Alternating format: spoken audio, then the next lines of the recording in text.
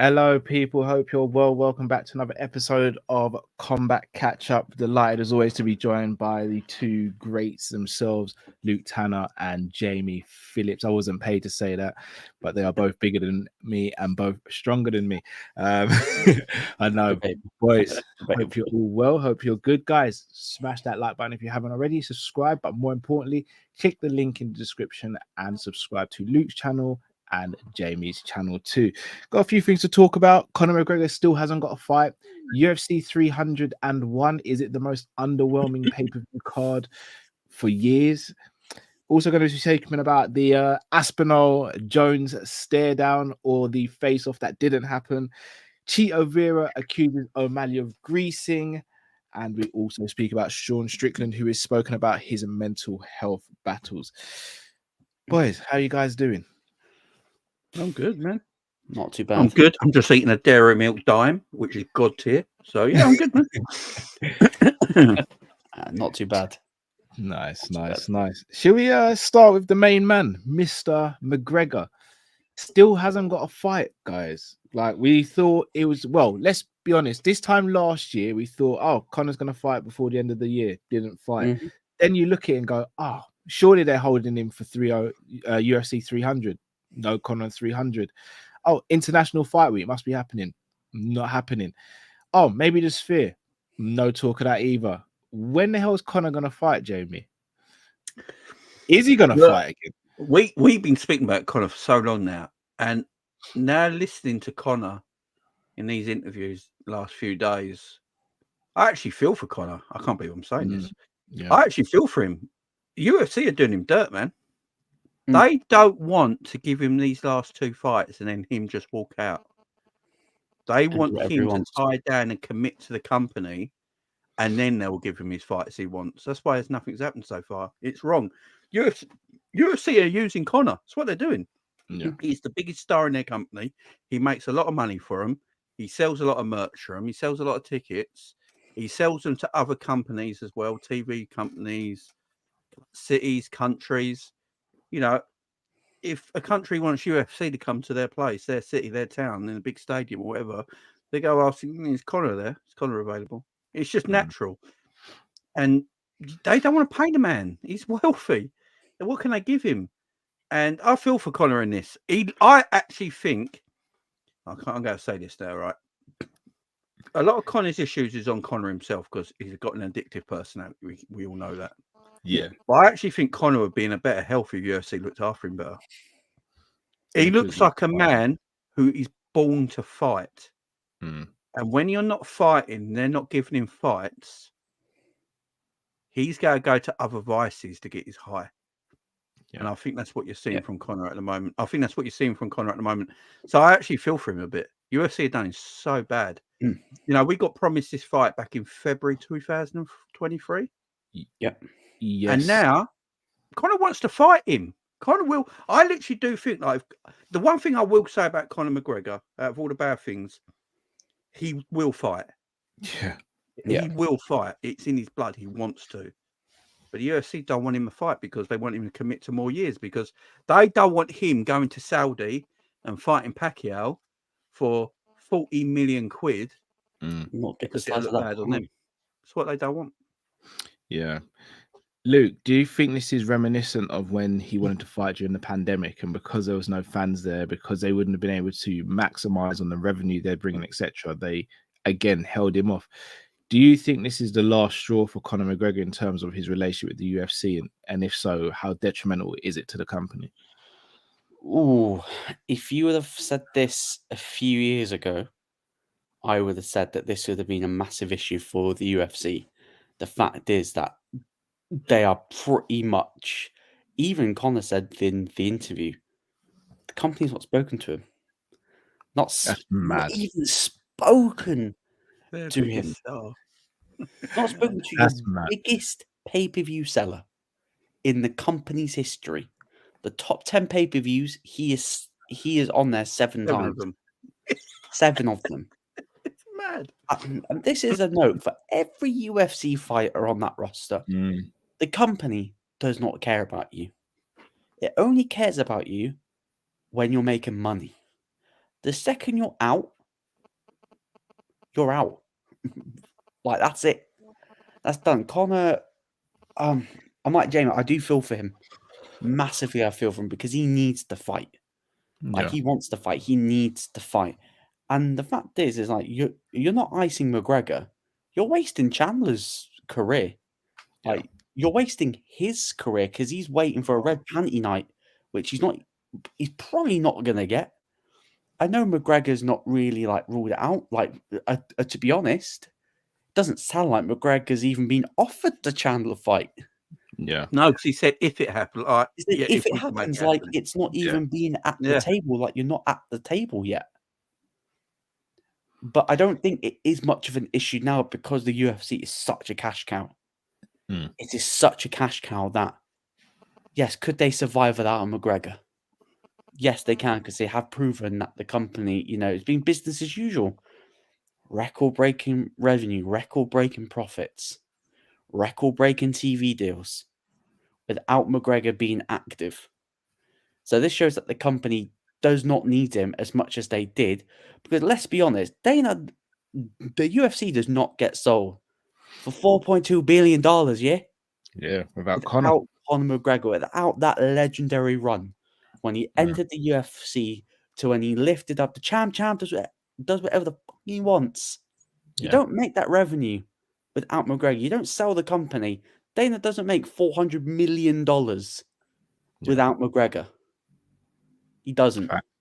That Mayweather fight did as much for Conor McGregor as it did UFC. Yeah. Because not a lot of people still knew what a UFC was. Yeah. Conor put it on the map. My dad don't really watch MMA.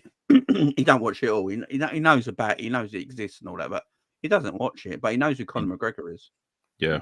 He knows who Conor McGregor is. The fact that they haven't spoken to their biggest star who makes them that much money, and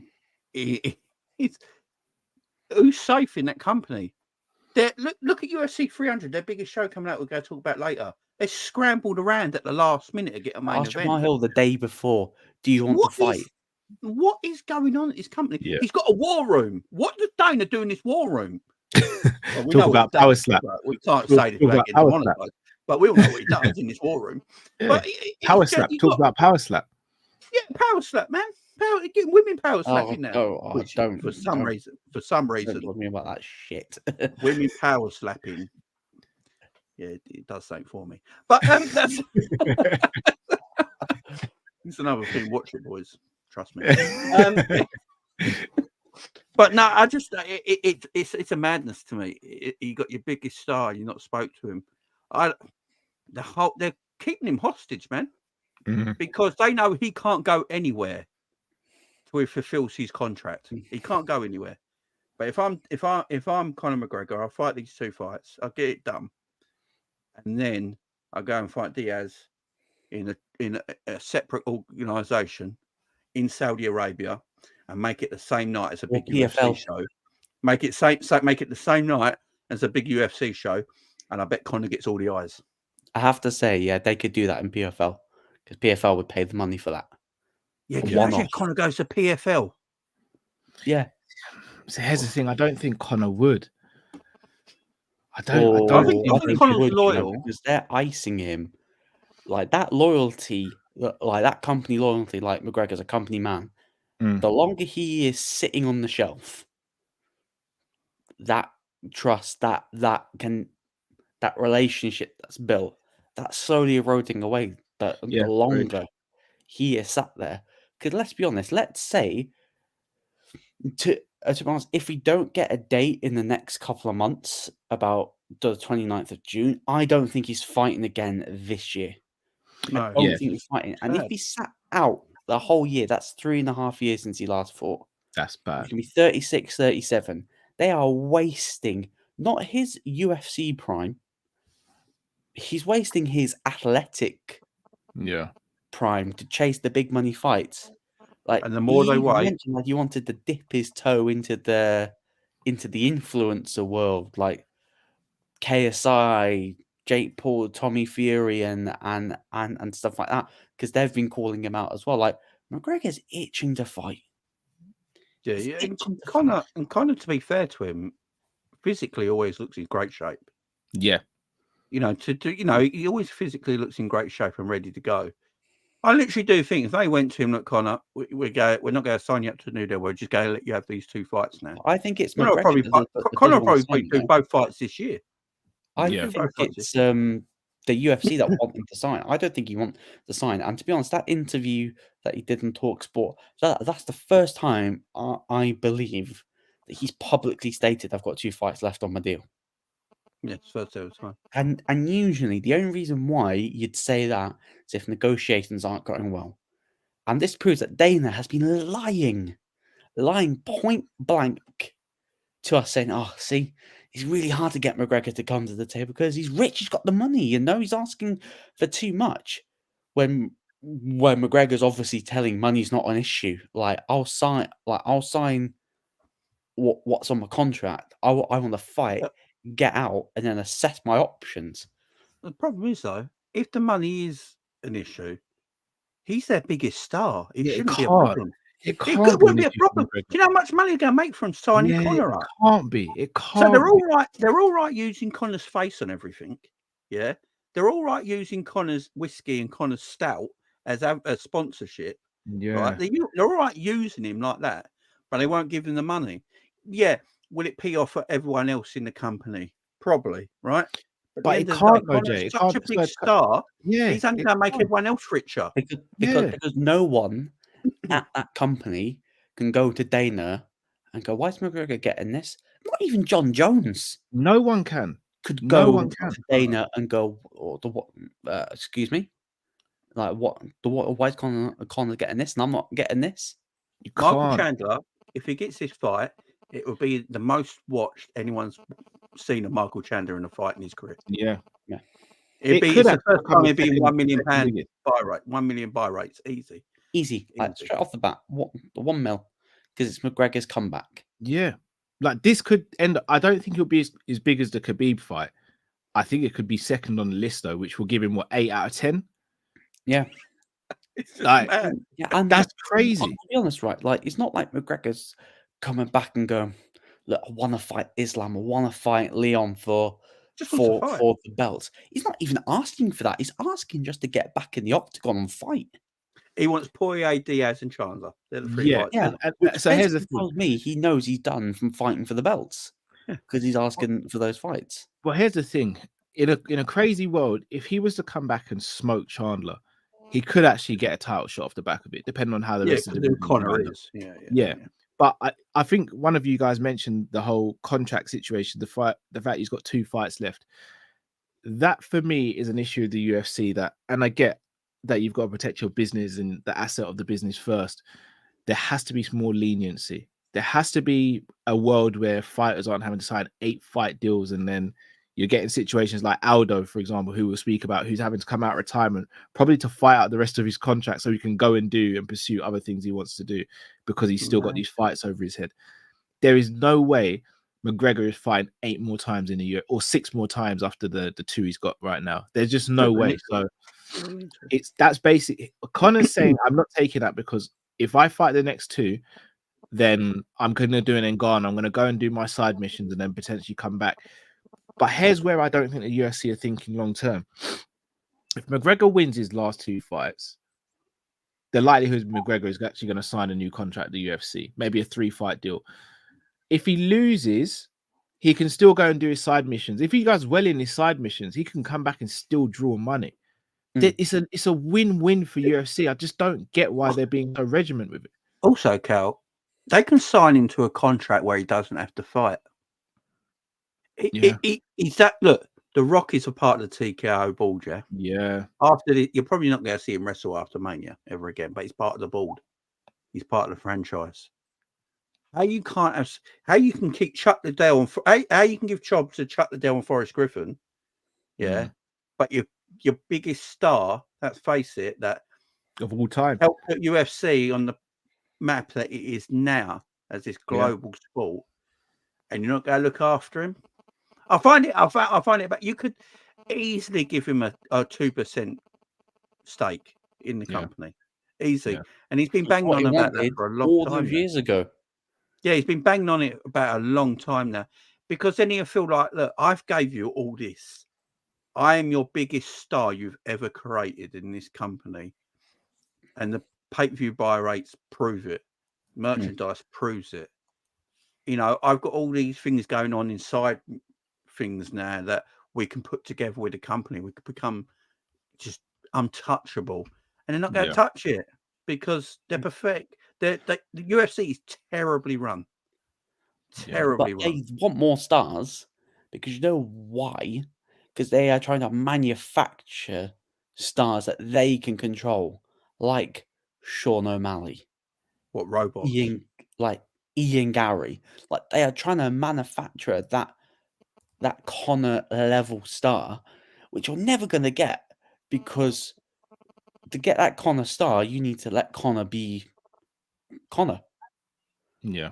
But Yeah, and they all feel O'Malley forced and as Ian well. Gary, you've literally put the shackles on them, saying, "No, you'll only be as big a star as much as we tell you to be." That's And it. it's forced as well. Us as the public can see it's forced, so they're never going to get over. Yeah. This is the thing with Connor; it's so natural. If you look at their pay-per-view buy rates, the two biggest stars are Brock Lesnar and Conor McGregor. Yeah. You know, it's just, and It was both Brock's natural. gone, Brock went, and now it looks like Connor's going to go, and no one's ever going to touch them two ever. The world's best. And Khabib, be Khabib, fighters. You let fighters be fighters and actually show a bit of personality. Oh, Jesus Christ, you'll get a lot more out of them instead of being there. Let's be honest, all the fighters are your generic video game fighters. They all sound the same. They all look the same. Most of them fight the same. No one's allowed any uniqueness with their shorts. O'Malley had to really push for that, which is crazy. I don't understand how you can't just have different shorts than the standard. Yeah, like Bryce Mitchell, Dustin Poirier is fighting to get some different type of shorts and stuff like that. Sean O'Malley got his shorts pink and gold. Like, if you can't let the fighters, be themselves, like, this method is only going to work for so long. Yeah. His fans are going to turn off, because, not going to lie, I didn't even watch the UFC last week, and I'm probably not going to watch it again this week, because the cards are not worth watching. Well, how long have I been saying about the fighters on that card? I don't care about a Rebus and Namajunas. I don't care. I didn't care about Tybura and bloody Tuivasa on the weekend. I fell asleep in the main card. They're not promoting these fights. They're just not. They're just putting. It's almost like a tick box exercise where they're just saying, "We've got to fulfill these dates. Let's just fulfill them." It feels as though Dana doesn't have that love for it anymore. He doesn't care. It's a cash cow. It's just a cash cow. He's just going through the motions. But I don't blame Dana for going through the motions, because he's done it so long. Yeah. It's going to happen eventually. When you do so, he's done it for so long. And to be fair, Dana's on his own side missions, by the way. He's doing podcasts, he's doing his bitch fighting. Dana's all over the shop. But what I will say about Dana, to be fair to him, he put everything into it at the start. You know, he literally was the star of the company at first, and he probably doesn't feel like he's doing a clop. He's tired, man. I don't think the only problem with Dana, I think he's addicted to the limelight. Yeah, he is. And he can't get out of the limelight. Dana's got the biggest ego out of any of the fighters. Yeah, he can't. He's addicted to the limelight on that company. I reckon Dana thinks he can go in the ring. I guarantee you went, "Hey, Dana, you think you can take some of these guys on?" I reckon they'll go, "Hell yeah." Well, he thought he could take Tito Ortiz on, didn't he? Yeah, he did. Tito would have killed him. Tito would have carried his own coffin, mate. Yeah. So one word then, boys. Does Conor McGregor fight in 2024? No. Well, he will. It's called Roadhouse. Go and watch it. Oh, mate, I cannot wait to see that. That's got really good reviews, apparently. It has. But I do love the old film. I ain't gonna lie. Hey, Dalton. Yeah, but I'm looking forward to watching it. I can't lie. Conor is quite charismatic, so yeah. But yeah, just playing himself. I think that's the only time you see him get physical. I don't think you see him this year. I just don't know where they're going to put him unless they put him in the sphere. I think Conor's going to fight this year. If I think you it might see be in him, the Sphere. it will be in It might be November in the on Sphere. the 30th anniversary. Yeah, but I think he fights. Speaking of someone who is returning, I have no idea, and I should be saying it's definitely Chandler. I genuinely don't know because it looks like he hasn't actually been offered the Chandler fight the way Conor was. It's crazy. No, another choice from the company, you know, Dana. I'm calling Dana. Nothing on the phone from Dana. It's crazy. Shout out to the Herbs, man. Big up Cal and the crew. Enough respect. Big up yourself. He's also granted 10 memberships as well. Wow. You're an absolute legend, the Herbs, man. Want to shout out to Bonkers, Ottoman Turk, Calvin, who has given me a warning, and also says, Jamie, don't get cancelled like the other two. Calvin, you're the better brother. I've always said it, man. Shout out to SKE15. Shout out to Steve Newton, and shout out to Man Like Jam. If you haven't already, guys, please smash that like button. Make sure you go subscribe to Jamie's channel, and make sure you subscribe to Luke's channel. Football Gospel in the building as well. Right. Speaking of someone who is returning at UFC 301 after he retired in glorious fashion, it's Jose Aldo Jr., the King of Rio, is coming back to Rio. Guys, this one really came out of the blue, and it doesn't make sense to me. Aldo's 37 now. He's fought a who's who of fighters in MMA, had nothing else to prove. But you're thinking if he does come back, he comes back and fights one of the legends, one of the real top guys. He's been, you know, side by side with as he's grown in the UFC. Someone like a Dominic Cruz or someone of that ilk.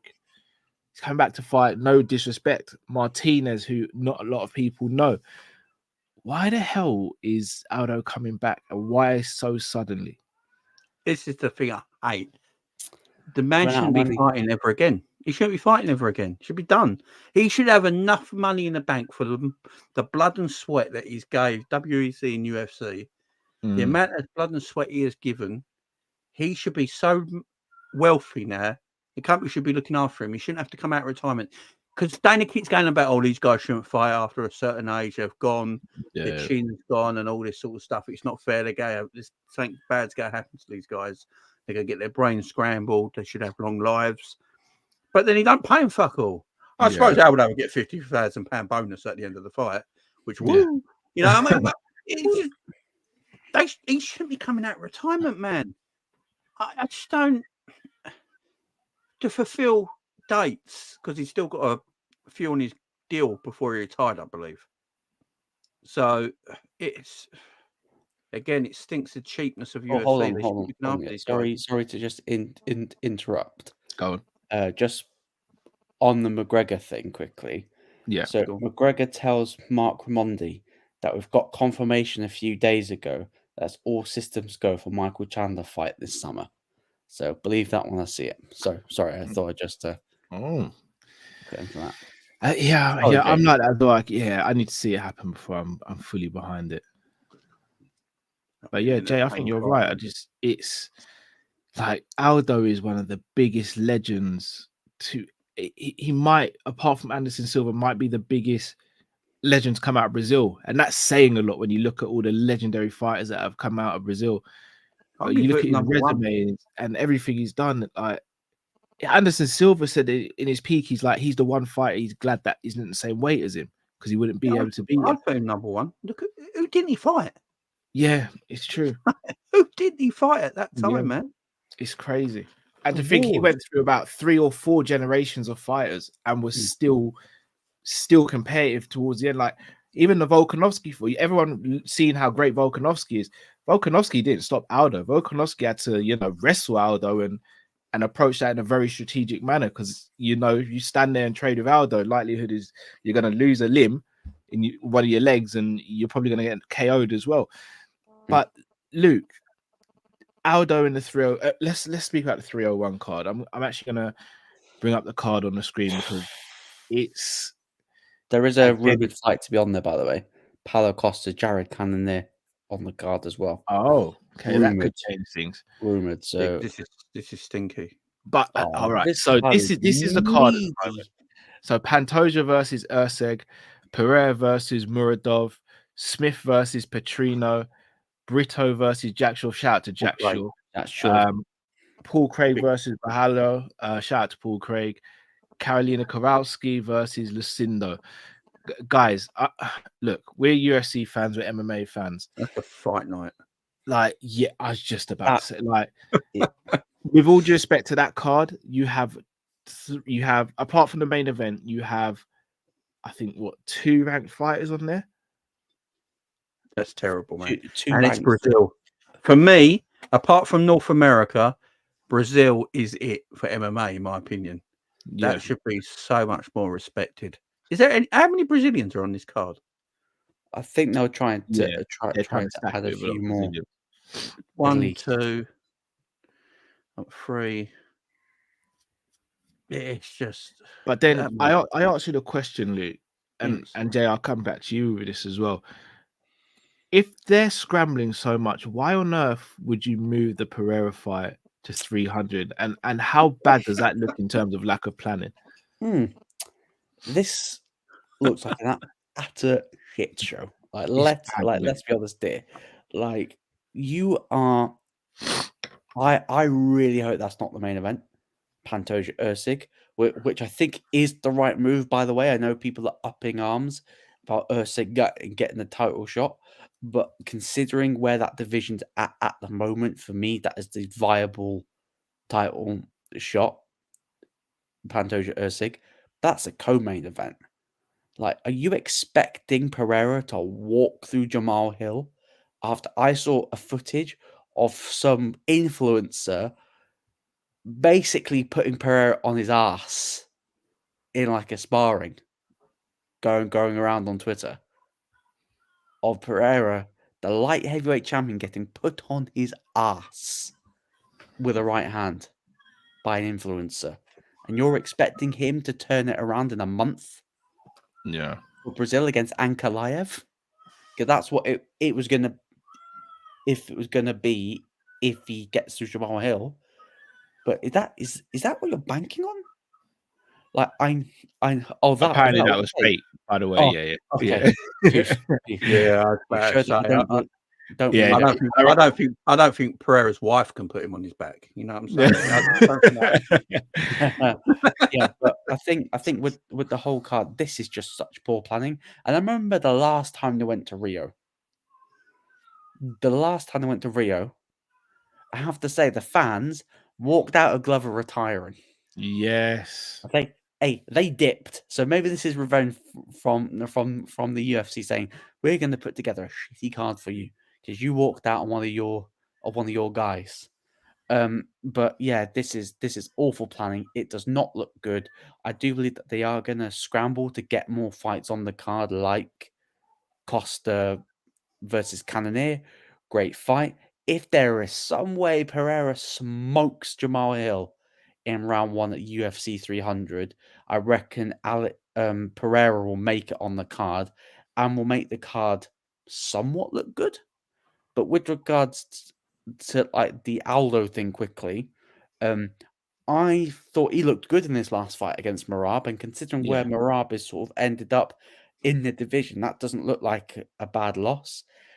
And when you're considering that Aldo has beaten a couple of people like ranked in that division, beat Rob Font, beat Chito Vera that just got battered pillar to post by Sean O'Malley, and let's be honest, there is a conceivable way that Aldo picks up the win, and there is a conceivable way that he jumps up straight away, missing Dominic Cruz because apparently he couldn't, make the date and time, which is a bit odd considering that you're spending most of your time on the commentary desk rather than like training, wanting a fight. So to be honest, Dominic Cruz should be out the rankings because he's inactive. He's not like for me. Dominic Cruz is finito. But if Aldo can pick up a win and shoot his way back up the division, then maybe we could get a fight that we should have got a while ago, which was Aldo versus Henry Cejudo, that we should have got when Cejudo was still the champion, because that's what should have been on the Rio card before COVID, was Cejudo versus Aldo in Brazil, maybe we'll get that fight down the line. But yeah, just piss poor planning. Just makes like the UFC hasn't got any idea what they're doing. It's just such a bad look. It's such a bad look, and Dana doesn't know what he's doing. Like Dana probably doesn't know what he's doing right now. Yeah, it is. I think that is the key. Like 300 UFC 300 is that should be the fight that should be the fight card of the year, and you're scrambling for your main event. Like Leon's offered 3 fights in the space of a week, and yeah, all fighters that are in Ramadan, by the way. Yeah, so and of course they're gonna say no. And it's just like it's just crazy. Like, look, I hope Aldo comes back and wins because obviously it's Aldo, but it's crazy. Like, you're right, Cejudo fight potentially is there. The Dominic Cruz fight was there. Like, just all of a sudden, he just out of the blue, like Aldo's back. It's weird, and again, it's just not a good look. And Jay, you're right. Like, the heritage of Brazil and MMA just go hand in hand. You'd think they'd really stack this card, especially the last time they went to Brazil. It wasn't massively stacked. Yeah, cool, bro. It wasn't massively stacked, and then we're back here now, and it's just weird. It's really weird what's going on with the UFC at the moment. And look, it's almost like they are the WWE of the MMA world. So they are always going to have that core fan base, just like the WWE has. But I think people have to realize that WWE went through a massive dry spell where like they were losing fans, losing revenue, and they got complacent. And I feel the UFC is making the same mistakes, and it's not a good look. Yeah, it's a funny coincidence that when sort of run by the same company together now that it's going through a dry spell like the WWE or with regards to it. But it just doesn't look good, man. Like the whole UFC thing, it just doesn't. It just looks sloppy. You're basically telling the fans that I don't really care about this card. Yeah, don't care about UFC 301 in Brazil, because Brazil for the UFC is like what Chicago is to wrestling.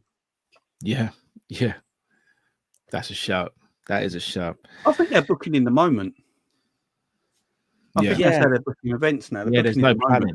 There's no planning. No planning at all. They used to plan beautifully. Now loads of Brazil fighters fighting on 300. Like, you couldn't give me Garbrandt Figueiredo on UFC 301. You couldn't give me that. Like, they could have stacked 301, you know, like Oliveira McGREGOR on that card automatically takes the fight card just to another level. But I've noticed this when they go to other countries, they don't stack cards. Yeah, because it's like, the UFC's back in town, so that's enough to that's enough to get tickets through the door. Let me tell you, it's probably got to do with time zones, that they don't want a really stacked card in like London, because the time zones, no one's going to be watching at 2 PM in the States and stuff like that. But it's ridiculous, man. It's ridiculous. Pereira should be getting a home welcome as champion when there's a Brazil card. He's had 7 UFC, he's had 7 MMA fights. He's a 2-weight champion. This is not normal, and he should be getting his home that crowd, and then you should have Oliveira in the sub main. And that sells the pay-per-view. Charles, that sells the pay-per-view, and everyone's happy. But nah, literally, everyone's over the moon with that. By the way, like everyone would be over the moon with that. Do you guys think that the Pantoja fight helps his legacy? Because let's be real, Pantoja is at the moment got one of the best resumes at 125, looks almost unbeatable. But does this actually hurt his legacy? Because him fighting the number 10 rank, like, it doesn't help his legacy. No, I think it does, because like when you look at the division as a whole, right? So he beat Brandon Royval twice. He's beaten twice, so you can't automatically give him a trilogy, right? Okay, so look at the guys that he's not fought yet, like Nicolau. Is it Nicolau? Nicolau's fighting Manu Cape. Yeah. So that's done. Mokaev was another one. He didn't deserve the title shot off the back of the Perez performance. So you're looking like you're going to get Brandon Royval versus Mokaev in Manchester, the most likely. And the only other guy is Albazi, which I think is out injured. That's why he can't get the belt. And plus the other guys like Matt Schnell, beaten already. Other contenders in the division, beaten already. And when you look at the guys that haven't fought him, goes down to Steve Usyk, who's not fought yet, and he's on a good run, and he just had the devastating knockout. Yeah, massive win. So that's why it makes sense. And then I talk about, have we spoken about, champions, going up as division and fighting when they've not done the work. Like if Pantoja, after beating Usyk, goes, hey, I want my chance at Sean O'Malley. We've trained together a few years ago. It's a fight I really want to have. I'll go, okay, you may have 2 title defenses, but you've pretty much cleared out your division on the way up. So yes, you can go and have your title shot until we can find a worthy number 1 contender for you. And it makes sense. I know it's going around that when he takes this fight, it will be the lowest ranked person to get a title fight after Khabib versus Ali Quinter for the belt. Oh, I think wouldn't it be Bisping and Dan Henderson too? Oh yeah, actually that's a good point. So this might be the third because Bisping Henderson was quite lowly ranked. Yeah, but it makes sense. Like I know, obviously, then you can go about the scheduling. Why would you schedule it when you know that there's not many contenders for him? But Mokaev was going to. I believe that if Mokaev got the finish or a dominant win, he was going to be the next in line. But he did not perform well enough. Yeah. To get that title shot, because if he would have got that title shot, I would have been, don't deserve it. Yeah, fans would have gone, didn't deserve it. Yeah. Pantoja just needs to step up. Pantoja Sterling, that'd be my next fight. What? Yeah, Sterling not doing bantamweight no more. I reckon Sterling now. No, do you know what? If Sterling doesn't beat Cater, I actually think Sterling does go back down to 35. That'd be the next fight. Because like Pantoja, he's cleared it out. I mean, yeah. I mean, him and I don't think he'd fight Sean O'Malley because I think Sean O'Malley wants to fight Ilya. But I think he would. I think he would because they've trained together, and I think, okay, maybe O'Malley's not my particular cup of tea. Like I don't like his demeanor, but I reckon that he would give him the respect and honor for him to have a title shot. Could do. Pantoja, Dominic Cruz. Yeah, it's fun. Pantoja at 35 is fun. It's a new person in the division. It's fun. Fresh blood. Speaking of people honoring title shots, though, I want to play this clip, boys, and then we are going to dissect it. You don't want that First and foremost, difference. Is Tom Aspinall the nicest, scariest man in the world? Tom Aspinall and Pereira. Yeah. The fight we nearly got. Since Pereira's got hair now and he's got a fade, he looks even nicer. Yeah. But no, Tom Aspinall there, the size difference between the two is night and day, man. The shoulders, the depth compared to that's a natural heavyweight. Yeah, he can't get to 205 to save his life. No, he couldn't. He spoke on that, Jay. He spoke on that because he said at one stage he was like, I wonder if I could make a little run at 205 and then come back up to heavyweight. They said the doctors that he spoke to regarding making the weight cut said you'd literally have to lose one of your limbs to make that safely. He's 260 naturally. Yeah. He's massive. John does not. When John saw him, did you say, like, because there's a bit before they start talking. Yeah, when he puts his hand on his shoulder as well. Yeah, when John says, like, you're a big dude, yeah, and you're young and hungry and mad, and you can wrestle, and you can grapple, and you can do jiu-jitsu, and you can strike. No, I'm good, man. I'm leaving that be. And John has it. Look, John's not a stupid man. He doesn't need to fight him. Aspinall needs to fight him, and Aspinall should fight him because he's the champ. And that's what you do. But if I'm John Jones, I wouldn't fight Aspinall. There's no point for John to do it. But then should that's John not up to John though. The company should be making it happen. I was gonna say, should the company and hesitate? Well, the company have shown their hand. Should Jones almost just come out and be like, look, with all due respect to Aspinall, he's a great, hungry young lion.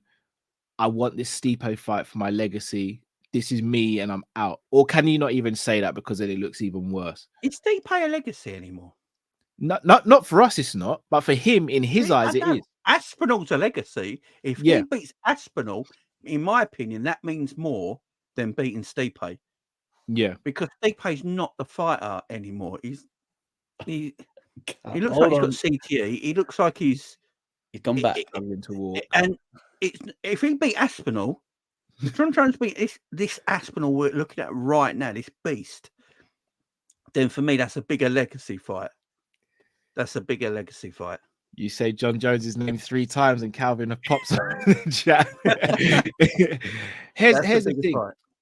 You saw the hate in John Jones's eyes. It's like, this guy that's been nicely calling me out. He hasn't called me an asshole. He's been nice to me, and I just see that's where Aspinall's in his eyes. I think that's where Aspinall's been really smart about it. Like, he hasn't done any trash talk. He's never diminished Jones's achievements. Never spoke of anything bad about Jones. All he said is, "He's my GOAT. I want to beat my idol. I want to beat the guy who I believe is the best of all time." And he's going about it in the right way. It's just I don't see Jones. And look, Jay, you're probably right. If I'm Jones, I'm thinking, why risk that? Because this MMA fans, we are fickle sometimes. Jones is accomplished. Everything is accomplished. If he goes out and gets smoked by Aspinall, everyone starts questioning his legacy. And it's like, and for me, Jones's legacy is what keeps him awake at night. It's not, has he fought this person? Hasn't he fought? It's, why don't people unanimously say I'm the GOAT? Why are some people saying it's Khabib? Why are some people it's saying that person or this person or GSP? He wants to come out and go, everyone says I'm the GOAT. And I think in his mind, if he beats Stipe, who's seen as the heavyweight GOAT, and he was seen as the light heavyweight GOAT, then he sees himself as being, without question, the GOAT, and no one can argue with it. The problem is he's not fighting Stipe in his prime, and I think that's why he's not going to get the recognition that he thinks he's going to get.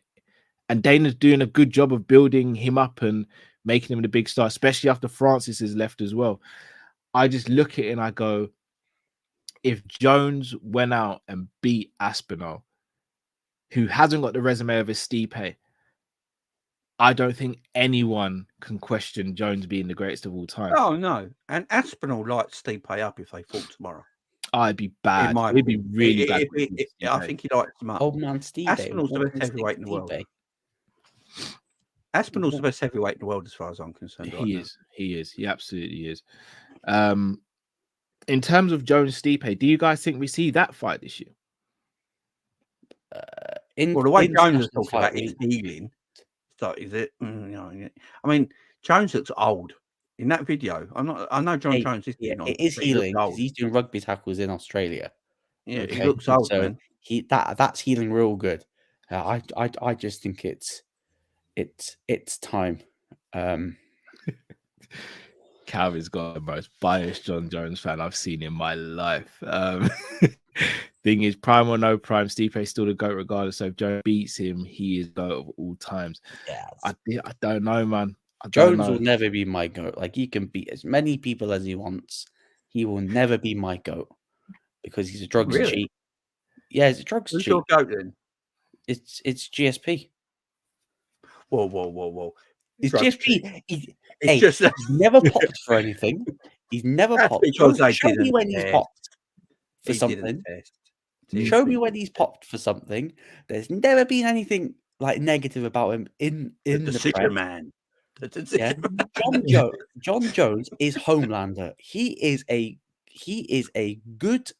Well, he's a bad guy trying to act like a good guy when we know in the octagon, legendary fighter, one of the best to ever do it, but the most talented fighter of all time, in my opinion. Most talented fighter, let's be honest, outside the octagon, he is a shit human being. He is a shit human being. And he's a drugs cheat. He should have been banned. He was no different to TJ Dillashaw popping for EPO. Yeah, and we lambast TJ Dillashaw. We have slated his legacy. Was like, yeah, but you know the difference there. John Jones is likable. John Jones is likable, where Dillashaw's not. That might be like that. I think the thing with John Jones, for me, when's John Jones just needs. I think John Jones is likable if he's a bad guy, if that makes sense. Yeah, if he's just him, yeah. Yeah, John Jones needs to embrace his skill. Like a goody two shoes, because Yeah, you're not exactly. goody That's the arsehole that you are. That's what I want John to do. Be John an Jones arsehole. Be the ultimate heel. Yeah, he needs to do what The Rock's doing at the moment. Yeah, the ultimate heel. Yeah, yeah. If John Jones turns into the ultimate heel, he would actually be the biggest star in the company. Yeah, I think people would love it. People would love it. That's all I want. Yeah, everyone loves a bad guy. Let's face it. Come on. I think the most he's ever leaned into it was after the first DC fight, where DC's cried in the press conference after it, and he's just like, DC, "Yeah, I'm not being funny, but DC looked like a bitch." You're definitely on Calvin's side now, Jay. I was a John Jones fan on that. I'm watching this 270-pound man cry. What is going on here? I love DC, man. Like, DC John beat the crap out. I was bigging up John to beat the shit out of him. I actually wanted DC to retire. I was like, what am I watching here? Yeah, go on, John, knock him out. Yeah. But yeah, I think we see Jones Stipe this year. Double retirement. I don't think it does numbers, and I don't think it does much for Jones's legacy, actually. And hey, I have to say, right, if old man Stipe beats John Jones, we're gonna have some conversations. Well, he has a puncher's chance. We're gonna have some conversations. Old man Stipe that needs a walking stick and his wife to keep him upright beats John Jones. We're gonna have some conversations. Oh, yeah. Old man Stipe, he gets the job done, which for me, he's got a puncher's chance. I think John Jones is going to make it look easier than when he beat a guy that had no wrestling in Cyril Gane. Okay, wrestling. He's going to beat him quick. But if somehow Stipe gets that job done, Calvin, I better be seeing you in the chat if it happens. Don't think it will happen. If it does, I need to see you in the chat. The only way that happens is John picks up an injury in the fight. Yeah. I think Jones destroys Stipe. I ain't gonna lie. Yeah. I will have to say Jones will absolutely run through Stipe, but I'm gonna say, hey, if Stipe gets it done, do you know what's gonna be more satisfying? Not John Jones. You just look at Dana, because Dana would be seething. Yeah, that Jones lost it, which would be more hilarious. But it's not. Guys, I want to know out of all this, who the hell is Aspinall fighting? Curtis Blades, hopefully. Curtis Blades in the rematch. He absolutely fraud checked Almeida. Yeah, he did. Yeah, he really did. Hey, Luke, if Stipe loses, I will come on the show and pledge. Hey, you know what, mate? He says Jamie, my guy as well. I'm Calvin. Yeah. Hey, as now. Right, let's move on to the last topic of the show, guys. I'm going to bring up Sean Strickland's quote today, I believe it was, and this is me reading what he said. So Sean Strickland says, "I have everything. I'm rich. I'm famous. Like I have everything I've ever effing wanted, and I still am I am still mentally unwell, and I get in these like mindsets to where like I want to burn everything down in the world. Like I want to have nothing so I could just effing lose it and just take everything out on people. I've just been kind of going through some I'm fine. I'll be fine. I'm going to train right now and try and hurt all my friends, and all my demons will go away." My friends. Yeah. Keep the same energy for Strickland, please. Keep the same energy for Strickland, like you go for DC. Because I'm going to have to say, if you weren't such a hypocrite, I don't give two shits. But to be honest, suck it up. You're in a privileged position to do this as a living. I agree, man. And as Jamie said about DC, Stop being a bitch, because that's what you're being now. You're being the bitch. Everyone's got problems.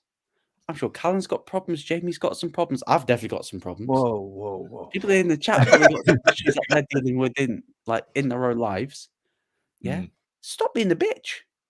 No, I agree. You're crying Sean's my man. about it, getting upset on podcasts, but you've been slating people for the same thing. That's my problem with it. Yeah, that's Sean's the my issue, man. isn't it?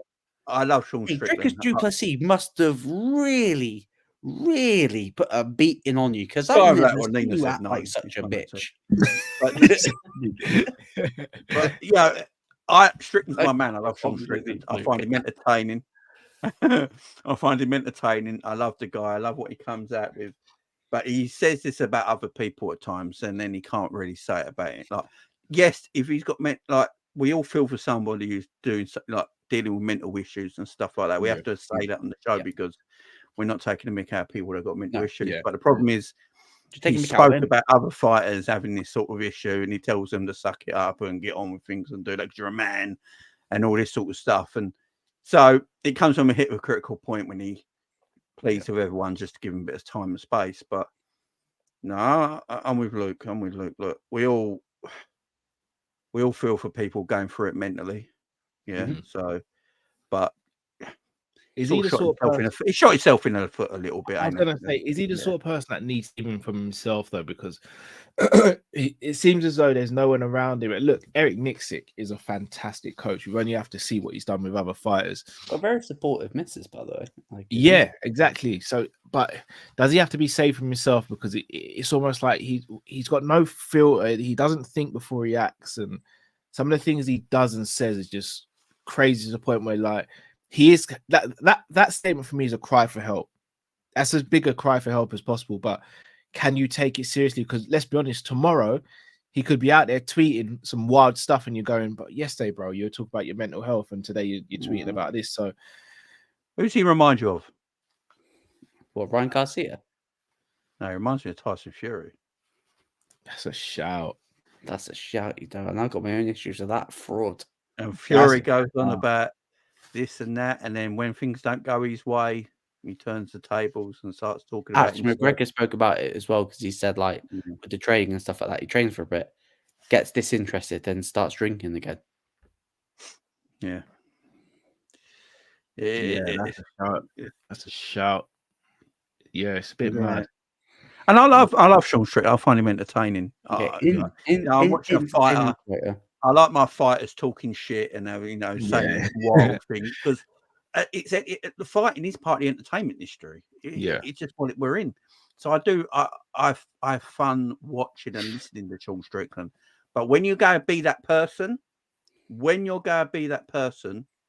you can't then turn the tables and say the same things you're feeling when you're insulting everyone else who cares them feelings. That's the issue. Just keep it a buck, and just, you are what you are. You know what I mean? Yeah.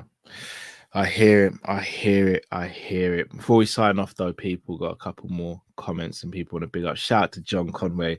Must be the biggest legend in the game. Like, the guy is just goated, man. Hope you're well, John. Do you want to shout out to Scraps? Says big up ladies, cheeky bugger. I love Scraps. Scraps is brilliant. Great guy, Football Gospel as well, absolute legend. Obviously, Calvin. Big up yourself, brother. Boo Rider. Boo Rider always supporting us as well. Andy as well. Shout out to Andy. I think man like Jeff, I think we mentioned you earlier, but we mentioned you again. Franklin, big up yourself. Guys, there are plenty of you in the chat. Please do smash that like button if you haven't already. Jay, I'll start with you. Where can the people find you to go and support you, bro? And what have you got coming up? So in 20 minutes time, I'll be live on my channel, Jamie Phillips Chat, as it says right there, talking about Liverpool's forwards. And I'll go, people go hate me after it. You know what? I said that I may need to go to bed early, but I don't know whether I can. I might have to delay going to bed now. Oh, it's because I might have to go to bed and get someone else to do it. That is tasty. Yeah, should be good, man. Should be good. No K-Mac, please. Scraps and K-Mac. They got a love hate. Calvin. Luke, bro, where can people find you Yeah, and how? yeah. What have you got You can coming up? find me on my own channel, Luke Tanner. What I've got coming up, I've got no idea. I've been incredibly busy, so I'll find just hopefully maybe touch on the Ian Gary, Colby Covington, the absolute cringe fest between the two of them, making me so unlikable, making them both so unlikable that I want you both to get knocked out in the same fight. How is that possible? I want you both to lose. That's not how this works. But hey ho. Unfortunately not. Unfortunately not. I'm gonna put the link to Jamie's video in the chat so you guys can go straight over. Just bear me, guys, 1 sec. Because if you're a Liverpool fan, even if you're not a Liverpool fan, if you're just a football fan, that's going to be a very, very, very good video to watch. So bear with me 1 sec, guys. Let me just get that link. You should see that any second now. Shout out to Ottoman Turk and Joel Thomas in the building as well. So yeah, there's the link, guys. Make sure you head over there in about 20 minutes time because I'm looking forward to that show as well. Good luck with that, Jay. You are going to get some hate in the comments, bro. Good luck with that one, bro. Come with it, man. But no, people, got to say a massive thank you for you all tuning in. If you haven't already, smash that like button. Please do subscribe on the road to 2,000 subscribers.